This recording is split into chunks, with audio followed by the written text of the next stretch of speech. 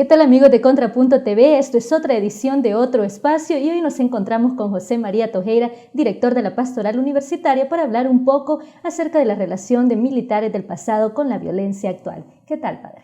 Hola, ¿qué tal a todos? Gusto de estar contigo ahora. Para entrar un poco más en el tema, padre, informes internacionales, más que todo de Estados Unidos, Comisión de la Verdad, después del conflicto armado salvadoreño, Coronel Monterrosa, Coronel Montano, relucen en la lista de los militares que han estado involucrados en conflictos, más que todo de masacres aquí en El Salvador. Háblenos un poco al respecto.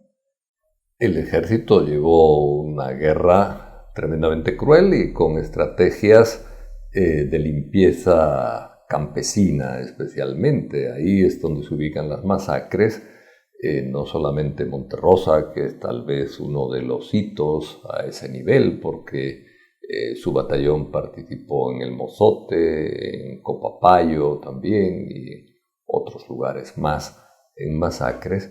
Es decir, pero esta política era una política establecida inicialmente, después se frenó. Es evidente que el ejército debería pedir perdón por algo que fue una política definida militarmente y autorizada militarmente, a pesar de que muchos exministros digan que no la conocían, etcétera, especialmente en el inicio de los años 80. Este tipo de violencia creo que ha marcado algunos aspectos de la guerra, a pesar de que Estados Unidos en algún momento presionó para que no siguiera una violación tan brutal y tan indiscriminada de violación de derechos humanos. A pesar de eso, en los momentos en que se calentaban, como el momento de la ofensiva, volvían otra vez a repetir las brutalidades del pasado.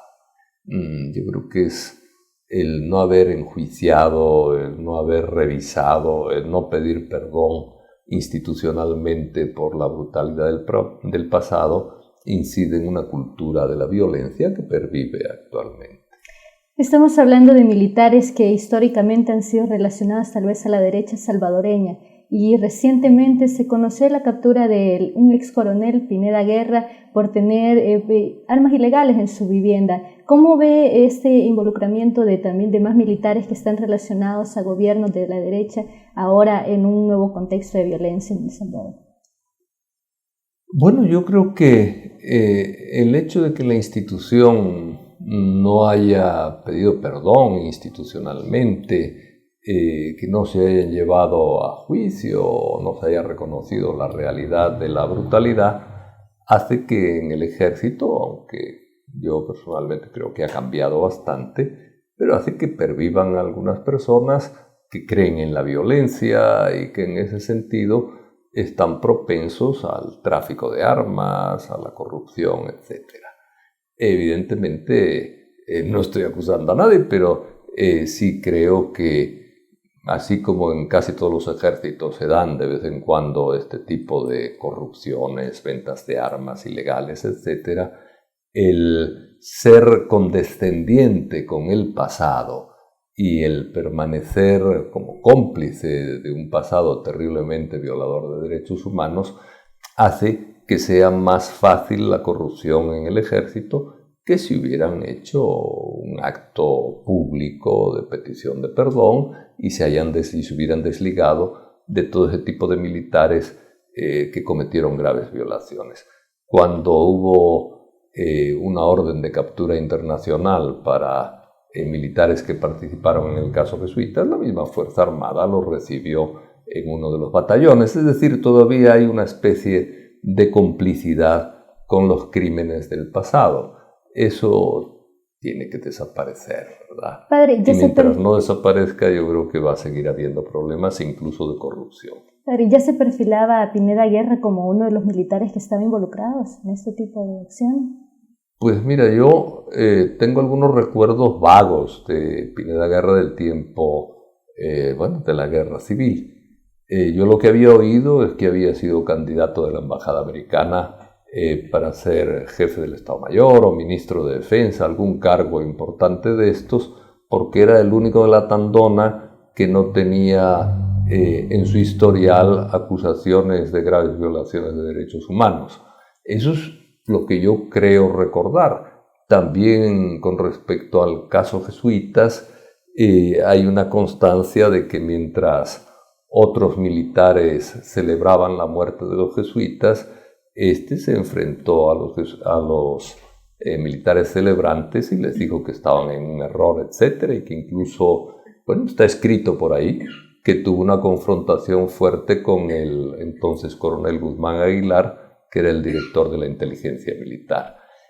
Por eso me ha llamado ahora la atención que digan que intentó dar un golpe contra Cristiani, etcétera, pero la verdad que son recuerdos un poco vagos del pasado, pero sí, son los recuerdos de lo que yo oí en aquel entonces. Tal vez conocer un poco más acerca de este caso, lo que dice la Fiscalía y lo que dice su defensa después de una breve pausa. Ya regresamos. 194 años, nuestro país ha luchado por su libertad, por su unión. Hoy es el tiempo de ser solidarios, de ser hermanos, de vivir en paz y derrotar la indiferencia. Es tiempo de crecer como país para glorificar a nuestros héroes, para dignificar nuestra tierra, para solucionar nuestras diferencias. Es tiempo de unidad, de valor, esperanza y de creer en El Salvador.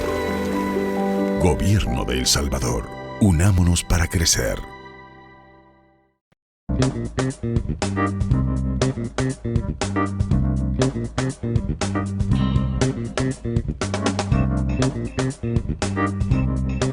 Estamos en nuestro espacio con José María Tojeira, director de la Pastoral Universitaria, conociendo un poco de los antecedentes de militares durante el conflicto armado y la relación que están teniendo ahora con la violencia actual. Específicamente, padre, comentábamos sobre la reciente captura del ex coronel Pineda Guerra, que ha sido vinculado por la Fiscalía General con la posesión ilegal de armas. Hubo un operativo en su vivienda y se encontró varios explosivos y armas que se utilizaban en el conflicto armado. Dice la Fiscalía que podría ser parte de una línea de ex coroneles o de involucrados en la Fuerza Armada que les están proveyendo armamento a las pandillas. ¿Cómo ve la teoría que tiene la Fiscalía General? Bueno, a mí me preocupa que la Fiscalía últimamente en algunos casos elabora una teoría complicada, tal vez sin demasiados datos precisos, y la lanza públicamente. Fue lo que pasó con el médico pediatra, que acusó prácticamente casi de secuestro de un niño, ¿verdad? Es decir, y después, por lo menos en la opinión pública, ¿verdad? Después parece que lo que hubo fue una confusión, no es claro que fuera el médico, el colegio médico salió defendiéndolo, etcétera, ¿verdad? Con los militares, ellos tienen una mala costumbre, especialmente los altos mandos, que es guardar recuerdos de las batallas, sobre todo cuando ha habido guerras, de las batallas en las que participaron. En ese sentido, a veces guardan armas viejas, que tienen algún significado para ellos de cuando participaron en X guerras. Esa es una costumbre generalizada en todos los que han participado, o en casi todos los que han participado en guerras. Entonces, deducir de que hay algunas armas en la casa, que es un contratista que vende armas a otra gente, dice uno, bueno, hay que tener cuidado, ¿verdad? Es decir, si hay pruebas, si hay una investigación previa, etcétera, muy bien, pero el hecho de que un militar retirado o que ha participado en una guerra tenga armas en su casa, simplemente lo que nos dice es que tiene una mala costumbre, que puede ser delito incluso si las armas no están registradas, es decir, pero no quiere decir que esté en el comercio de armas. La impresión que tengo yo por el número de armas que se presentaron es que no son la colección de armas de un vendedor de armas, pero sí el método de investigación de la Fiscalía me da un poco de preocupación porque de un pequeño dato sacan una enorme cantidad de conclusiones para después, como en el caso del médico, tener que echar marcha atrás.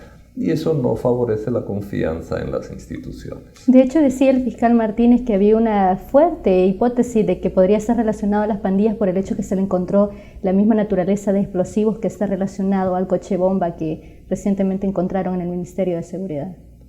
Mire, yo eso no lo sé, ¿verdad? Ya tener explosivos da la impresión de ser más grave, ¿verdad? Es decir, pero tener armas de colección, como digo, es una mala costumbre de ellos que puede ser delito, ¿verdad?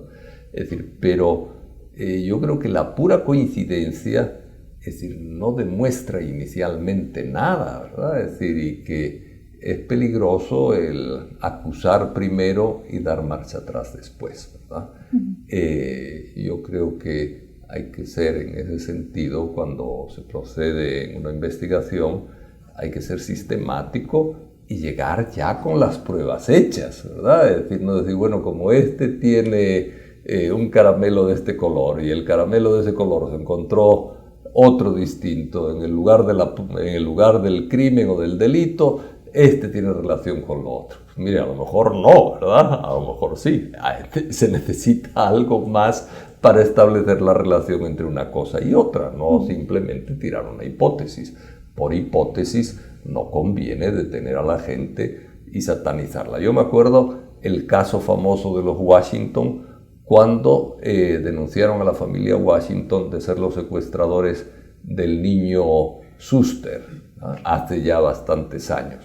Se montó un show, primera página en todos los periódicos, el ministro, el director de la policía, el fiscal general, todos ahí diciendo, estos son los secuestradores, detienen a un anciano y a su esposa, ¿para qué? Para tener que soltarlos después, ¿verdad? Porque se demostró que, y era únicamente porque en el registro civil aparecía, o el registro de la propiedad, perdón, aparecían como propietarios del lugar donde había estado secuestrado el niño.